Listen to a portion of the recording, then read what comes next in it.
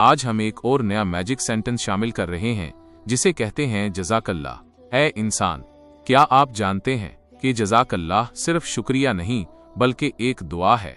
इससे पहले वाली वीडियो में हमने सलाम पर बात की थी कि हर ताल्लुक की शुरुआत सलाम से होनी चाहिए, और आज की इस वीडियो में हम ये सीख रहे हैं कि जब भी कोई आपके लिए कोई नेकी करे, चाहे वो छोटी हो या बड़ी, तो उस नेकी का अंजाम सिर्फ शुक्रिया पर न छोड़ें बल्कि कहें जज़ाकल्लाह। ये अल्फाज सिर्फ जबान के नहीं होते, ये दिल की गहराई से निकली हुई दुआ होते हैं जो सीधे अल्लाह के दरबार तक जाती है।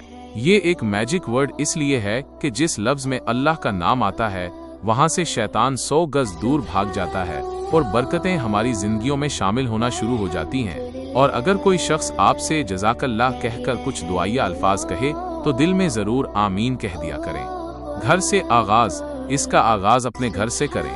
बीवी ने खाना दिया, खा लिया, तो आखिर में नरमी से कह दें जज़ाकल्लाह। बच्चा पानी ले आया तो मुस्कुराकर कहें जज़ाकल्लाह बेटा। बेटी ने किताब पकड़ाई तो शौक से कहें जज़ाकल्लाह बेटी। जब हम अपने घरों में दुआओं का एहतमाम करेंगे तो बरकत क्यों नहीं आएगी। कारोबार और रोजमर्रा में भी लाएं। ऑफिस में किसी ने फाइल दी, कहीं जज़ाकल्लाह। कोई क्लाइंट आपसे खुश हो, कहीं जज़ाकल्लाह। किसी रेस्टोरेंट में खाना दिया गया, वेटर से कहें जज़ाकल्लाह। जब हम अपने कामों को भी दुआओं से जोड़ लेंगे तो अल्लाह इन कामों में बरकत डालेगा। ये तमाम बातें आपके सामने आ चुकी हैं, अब ये सब अपनी जिंदगी में लाना आपके इख्तियार में है। बच्चों की तरबियत। आखिर में मैं एक वीडियो शेयर कर रहा हूं जिसमें एक नन्ही सी बच्ची अपने वालिद को जो व्हील चेयर पर हैं सड़क पार करवा रही है। वो बहुत छोटी है लेकिन बार बार उन लोगों का शुक्रिया अदा कर रही है जिन्होंने उसके वालिद के लिए गाड़ियां रोकी हुई हैं। तो सवाल ये है, क्या हम अपने बच्चों को जज़ाकल्लाह की तरबियत नहीं दे सकते?